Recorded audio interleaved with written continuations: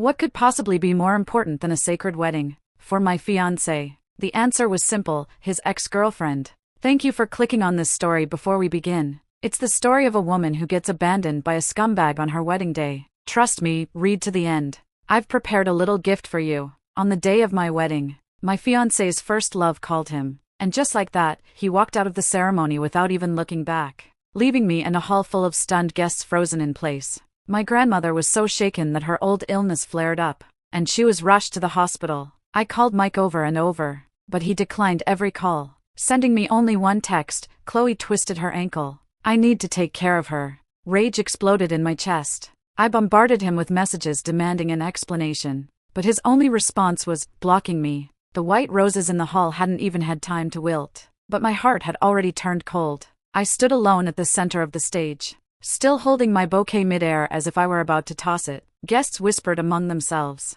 The videographer didn't dare hit record, and I could practically hear my heart being stabbed by an icicle from the inside. My assistant rushed over. Ava, he really got in the car and left. I drew a shaky breath and forced down the tremor in my throat. Where did he go? He said, he went to find Chloe. Chloe, Mike's first love. That phone call was like a hook. He didn't even struggle. I gave a bitter smile. So weddings aren't about the right person, they're about the right timing. Looks like I didn't even get the timing. Before I could gather myself, Grandma suddenly clutched her chest and collapsed at her seat. Grandma! I ran to catch her. Her face had gone pale, and cold washed through me. The ambulance sirens tore through the air, throwing the entire wedding into chaos. The hospital hallway felt like a slap, ice-cold and merciless. I kept dialing Mike. Beep, call declined. Again. Declined. On the fourth try, he finally replied, with a text: Chloe twisted her ankle. I need to take care of her. A laugh escaped me, not from humor, but from rage so sharp my hands trembled. She twisted her ankle? And my grandmother just had a heart attack. I typed furiously, Mike, are you human? You left me at our wedding. Your grandma practically raised you, and this is how you treat her? 30 seconds later, a red notification popped up: you have been blocked. I froze for 3 seconds. It felt like someone plunged my heart into a bucket of ice water. My assistant approached, her voice trembling, as if she feared I might shatter. The doctor says your grandmother needs someone with her. Are you okay? I sniffed, shoved my phone into my bag, and said quietly, he's not coming back. And that's fine. Starting now, I'm done waiting for him. And at that moment, for the first time, I realized the person who abandoned me didn't deserve my heartbreak in the first place. I was tucking the blanket around my grandmother when my phone buzzed. A text message from an unfamiliar number. I opened it. Ava, don't be mad. Mike and I are simply going back to where we were always meant to be. My fingertips went cold. A second message arrived immediately. My ankle isn't that bad. Really? But Mike insisted on carrying me upstairs. I tried to stop him. I inhaled deeply, telling myself to stay calm, but my hands were already tightening involuntarily. Then came the third message. One that actually made me laugh out loud. Don't blame him. You know how it is, some feelings just can't be replaced. I leaned against the wall and let out a soft, humorless laugh. So what can't be replaced? I muttered. Is the two of you having no shame?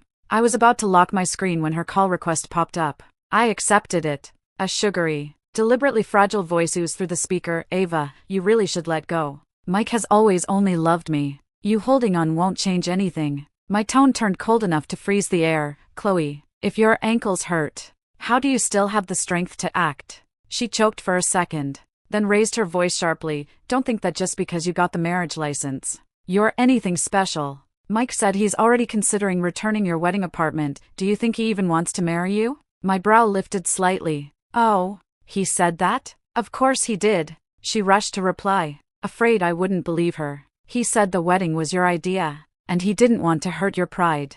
I see, I said calmly. Then do me a favor, ask him why he doesn't dare say that to my face. Silence on her end. She clearly didn't expect me to be this composed. I chuckled lightly. Chloe, you should be grateful I'm busy taking care of my grandmother. Otherwise, I'd teach you which one of us is actually the replaceable one. Suddenly, I heard a man's anxious voice on her side. Chloe, why are you out here? You can't get cold. The call was cut off immediately. I looked up at the ceiling of the hospital hallway, and something in me froze completely. It wasn't that I lost. It was that I never should have joined their disgusting drama in the first place. I blocked Chloe's number. I had just blocked Chloe and hadn't even sat down for 2 full minutes when my phone lit up again. It was Mike. Not a call, not an explanation, not an apology. Just a cold, emotionless text. Ava, do you have to be so emotional all the time? I stared at the screen for 3 seconds, wondering if I'd misread it. Then came a second message. You need to understand Chloe. She's very fragile right now. We can reschedule the wedding. I narrowed my eyes slowly. A third message followed. I didn't block you. I just needed some peace. Don't push me. I actually laughed. I had never seen anyone twist their wrongdoings into righteousness so confidently. I replied, Mike, are you saying my grandmother being hospitalized is less important than Chloe twisting her ankle? He replied instantly, don't put me in a moral trap. I'm exhausted. My lips twitched. You're exhausted? From what exactly? His response came fast, as if the words had been choking him for a while. You insist on every detail, the apartment, the wedding plans, everything has to be your way. You pressure me and expect me to constantly comfort you. I can't handle it. Right now Chloe needs me. Can't you be more mature? I stared at the screen, the words sinking in. So in his eyes, I was the burden, the inconvenience, the problem. I inhaled slowly, then typed 4 words, good for you too. He didn't get it. What does that mean? I typed, I'll give you the peace you want. He paused several minutes before replying, stop being dramatic. Ava, once Chloe's emotions stabilize, we can talk about postponing the wedding. I almost laughed out loud. This man, after running away from our wedding, after blocking me, after spending the night with his ex, still thought he had the right to reschedule my life. For the first time, I saw him clearly. Mike wasn't confused. He wasn't overwhelmed. He wasn't under pressure. He simply saw me as his backup plan, his stable, reliable option to fall back on once he got tired of chasing old flames. My fingers trembled, but my mind had never been clearer. I replied, there won't be another wedding. He responded instantly, so you finally came to your senses? I typed slowly, firmly, there won't be a next time. Then I blocked his number completely. The moment my screen went dark, for the first time, I felt I wasn't the one who'd been abandoned.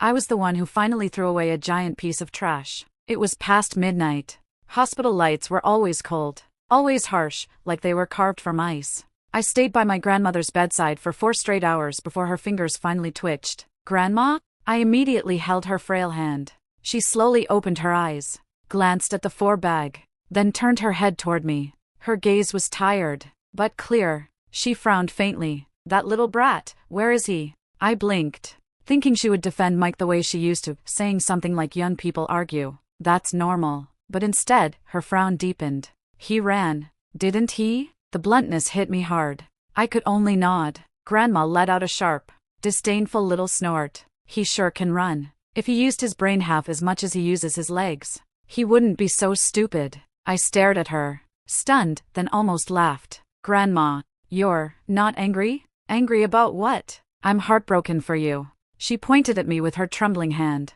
A man who runs to his ex on his wedding day, is that someone worth our dignity? Her tone was as firm as if she were scolding the neighbor's rooster for crowing too early. My throat tightened. But, the wedding, we prepared for so long. Grandma squeezed my hand, her voice soft but sharp as a blade. Ava, listen to me. She paused, breathing steady and certain. A man like that is a curse, not a blessing. Not marrying him? That is your good fortune. My lips trembled, my eyes stung. Grandma continued, each word hitting the target. A man who truly loves you would be by your side when I collapse, not running to his ex because she twisted her ankle. Grandma, my voice broke. She patted my hand. Tears aren't shameful. Being tripped by a piece of trash isn't shameful either. What's worth celebrating is waking up early enough. I laughed and cried at the same time. Grandma, you're more fearless than I am. I'm 80. You think I can't tell right from wrong by now? She huffed. If you had married him, that's when I'd worry. Now? Good. Heaven helped you cut off a rotten branch. Warmth spread through my chest, chasing away all the cold. Grandma held my hand tighter. Ava, from this moment on, all you need to do is reclaim your dignity and rebuild your life, one piece at a time, and stay far away from him. For the first time, I felt truly grounded. I wasn't alone. I had someone behind me, someone wiser, clearer, tougher than I'd ever been. Grandma paused, then added with perfect seriousness, and if he dares step into my hospital room to bother you again, kick him out. Old people like me can't tolerate the stench of garbage. I burst out laughing. Grandma! She chuckled. That's right. My granddaughter looks beautiful when she laughs.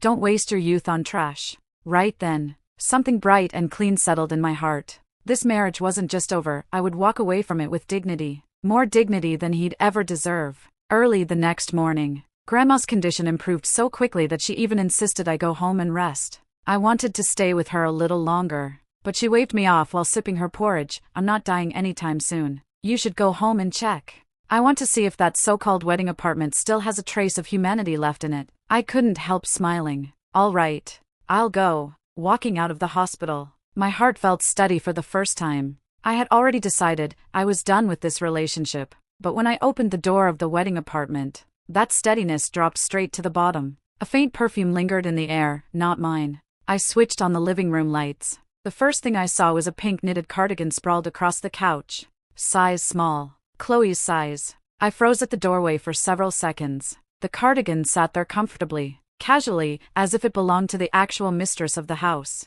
I walked forward and touched it. Warm. Meaning someone had been here recently. And then it hit me, while the wedding had collapsed. While Grandma was hospitalized. While I stayed awake through the night in the ICU.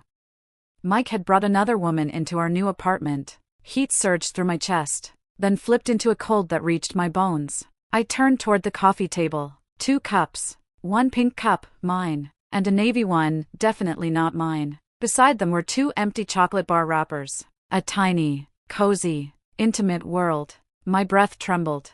I walked to the bedroom and pushed the door open. My stomach dropped. The bed was different. The sheets had been changed, hastily, wrinkled. Yesterday before I left, the bed had ivory sheets. Now it had beige ones covered in tiny floral patterns. A stranger's taste. I stood still, fingers freezing. I understood everything. My throat tightened, but I forced myself to walk into the walk-in closet. Drawers were pulled out. Things were moved. Some shelves were slightly disturbed. And there, on the floor, lay a pink hair tie. Not mine. Not part of any wedding preparation. I picked it up between my fingertips just as a small folded note fell out from one of the shifted drawers. Chloe's handwriting. Mike, do you really think marrying her means anything? Didn't you say you've had enough of her? My heart went cold. A third line, don't worry. I'll be much easier for you than she is. I stared at that last sentence, easier, and laughed. A hollow, broken kind of laugh. I finally realized I hadn't done anything wrong. I had simply underestimated how shameless they were.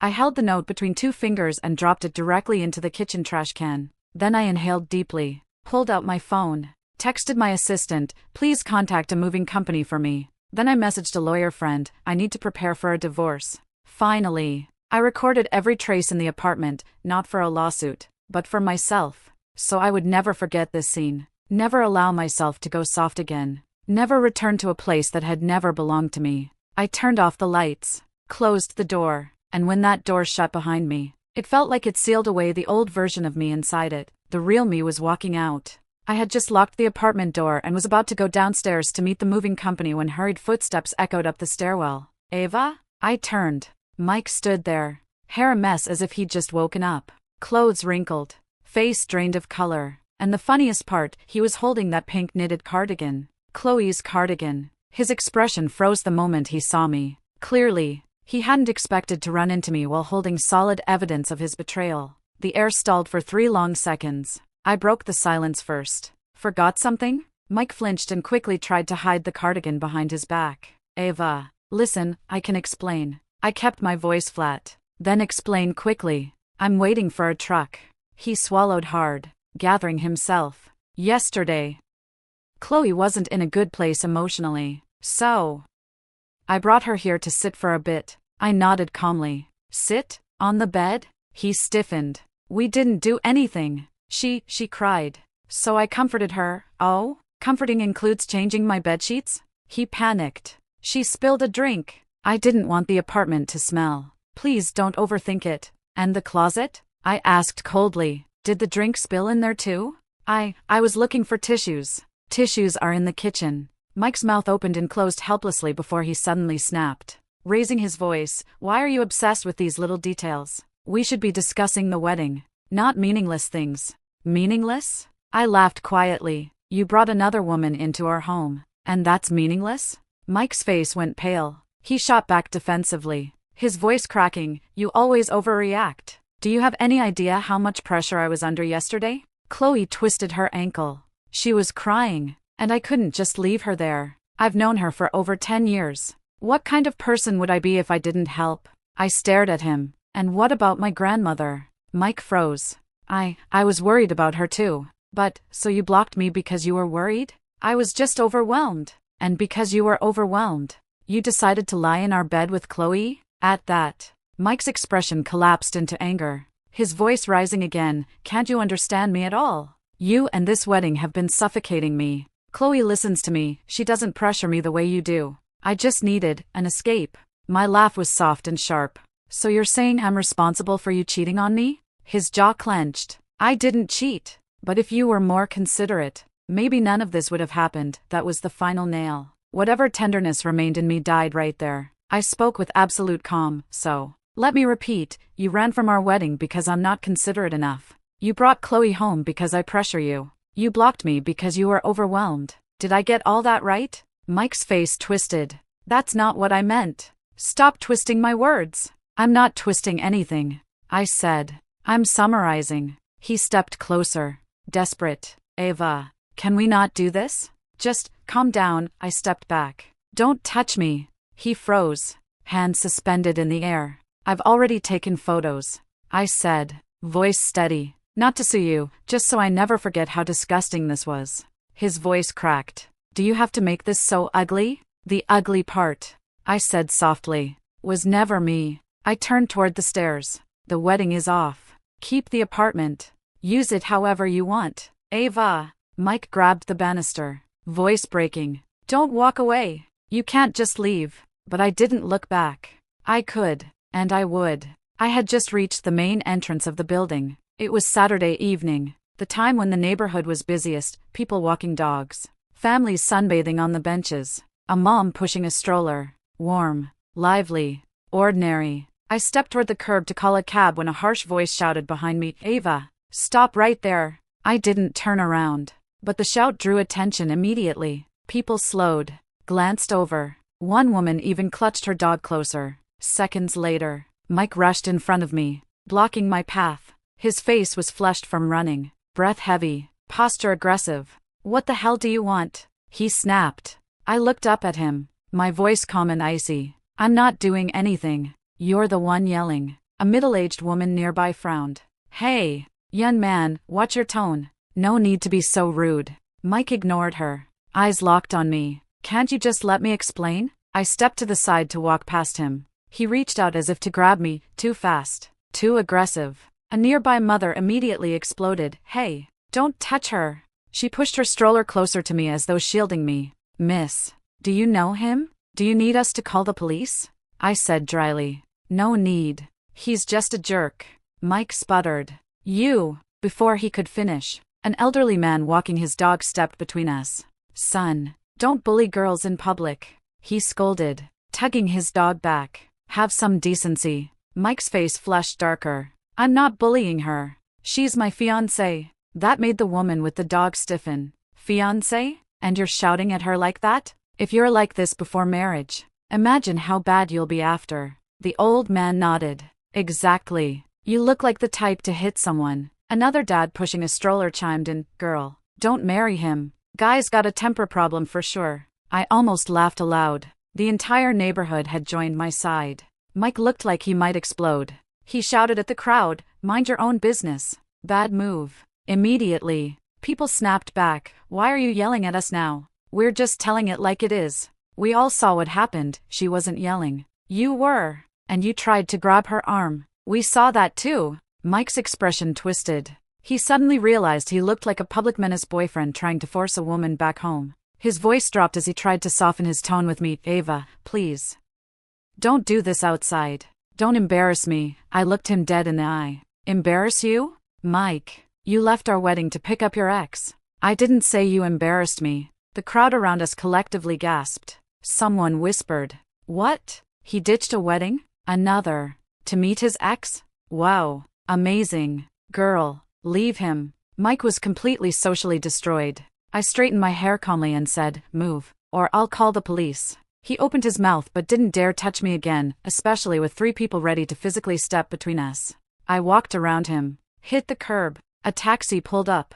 Behind me, neighborhood gossip swirled. What a poor girl. He looks pathetic. What a temper. Thank God she found out before the marriage. She deserves better. Mike stood frozen, face twisted in humiliation. I got into the taxi. When the door closed, for the first time, leaving him didn't feel like running away. It felt like freedom. The next afternoon, right after I helped Grandma finish her checkup, my lawyer texted me, the divorce application has been officially submitted. The other party has already signed for it. I replied with a simple okay. My heart didn't waver at all. Meanwhile, Mike completely lost it. At around 5 p.m., my phone buzzed violently. An unfamiliar number. I answered. Mike's furious roar blasted through the speaker. Are you crazy? You actually filed for divorce. I held the phone slightly away from my ear. Voice cold and steady. You walked out of our wedding. I walked out of this marriage. You know what you're doing? Mike's voice cracked. You're humiliating me at my company. I laughed softly. The one humiliated at the wedding wasn't you. It was me. He went silent for a moment, hit exactly where it hurt, then erupted again. I was just helping Chloe. She twisted her ankle. Why do you have to make such a big deal out of everything? I couldn't help but smile. A cold, incredulous smile. So I was supposed to tell everyone at my wedding, sorry. The groom ran off because he had to help his ex walk up a few steps? Silence from his end. I imagined his face, dark, twisted, ashamed but too stubborn to admit it. A few seconds later, his voice lowered sharply, withdraw the divorce. Once I settle things with Chloe, we'll talk. I leaned back against the cold hospital wall. Mike, let me make this clear. I don't want to talk. Something crashed loudly on his end. Then his voice, shaking with anger and something uglier, if you dare go through with this divorce, don't blame me for being ruthless. I let out a soft, quiet laugh. When? I asked. Have you ever been anything but ruthless to me? I hung up. For the first time, my hand didn't tremble. I looked into Grandma's room. She was asleep, eyebrows drawn tightly as if worried even in dreams. I held her hand and whispered, Grandma, don't worry. I'll protect myself. And I'll protect you too. Outside, the winter wind was harsh, but inside my chest, a fire had ignited, and this time, I wouldn't let anyone extinguish it. Around 9 that night, I had just brought a bowl of warm porridge to Grandma and was about to feed her when my phone lit up again. This time, the number was one I didn't have saved, but one I unfortunately recognized. Chloe. I hesitated for a moment, then answered.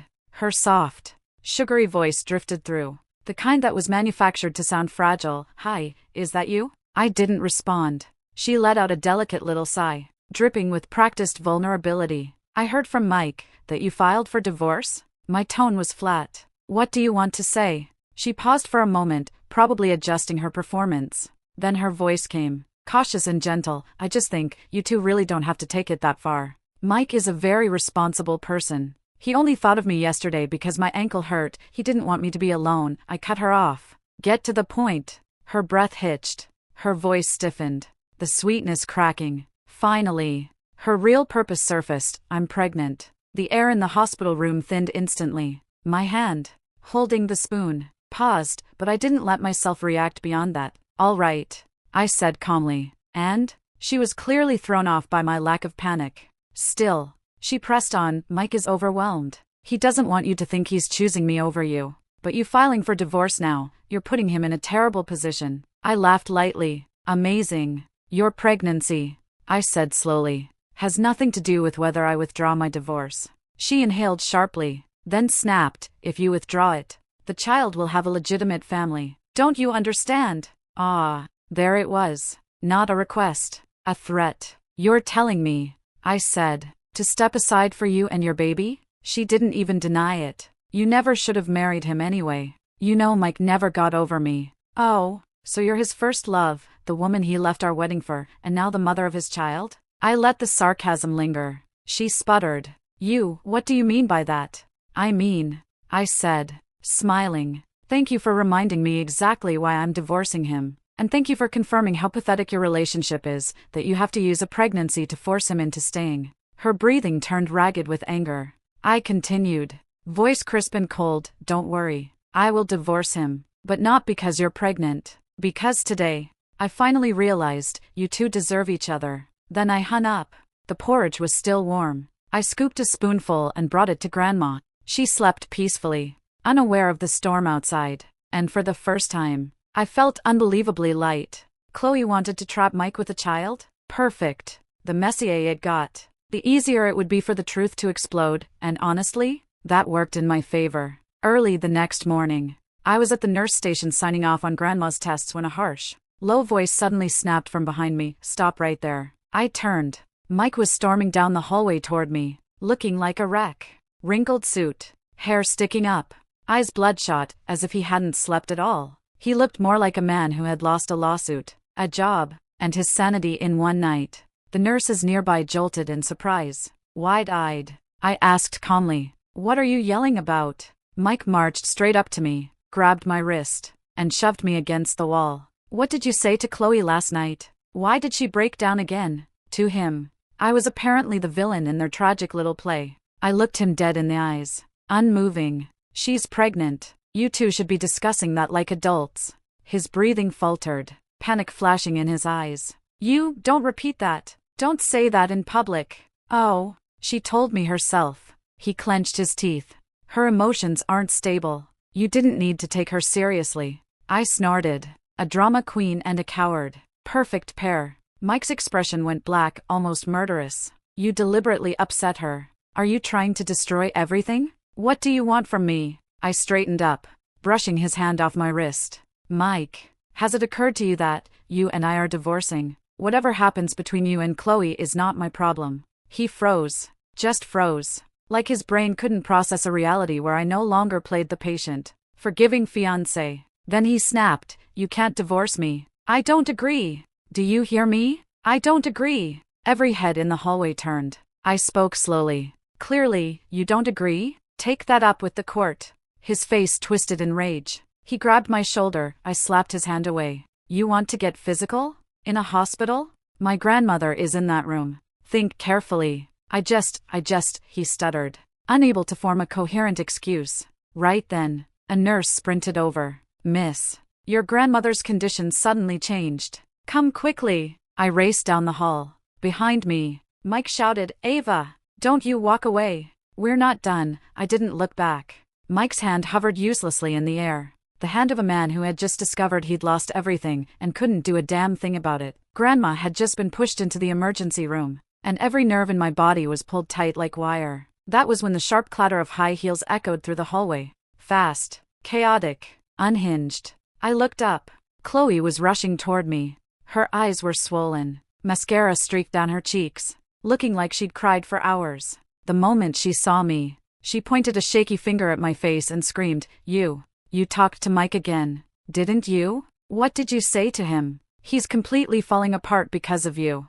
Her voice was so loud that everyone in the hall looked over. I stared at her, brows tightening. "This is a hospital. Lower your voice." "Why should I? This is all your fault." She lunged as if to grab me. I stepped aside, and she nearly slammed into the wall. People were whispering. A few patients stopped walking. Even a doctor paused mid-step. She kept sobbing, voice splintering apart. "Why are you ruining us? Why do you have to divorce him? He doesn't want to. He doesn't want to leave you." I let out a humorless laugh. "Funny. He sure didn't say that when he ran out of our wedding." Chloe froze. Then something snapped in her eyes, something desperate and deranged. She clutched her stomach, shrieking, "You think I want to be pregnant? You think I wanted any of this?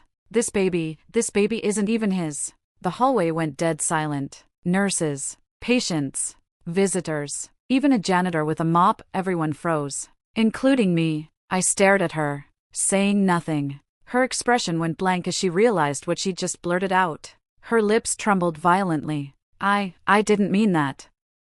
I didn't." Too late. A cold male voice cut through the silence from behind her. "Say that again." We both turned. Mike stood at the end of the hallway, expression dead pale, eyes bloodshot, face twisted into something between horror and disbelief. He must have followed me here. He must have heard everything. He stared at Chloe like she was a stranger. His voice was brittle ice. "You said, the baby isn't mine?" Chloe collapsed toward him, grabbing for his sleeve. Mike, listen to me. Please. I can explain. He stepped back, avoided her touch. Explain what? His voice trembled with rage. Explain how you used someone else's child to manipulate me into marrying you? Chloe crumpled to the floor, sobbing uncontrollably. Mike turned slowly toward me, and for the first time, there was no arrogance, no excuses, no anger, just fear, pure, humiliating fear.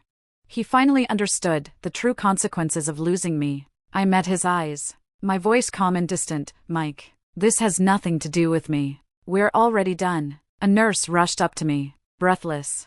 Miss, your grandmother is stable again. You can go inside.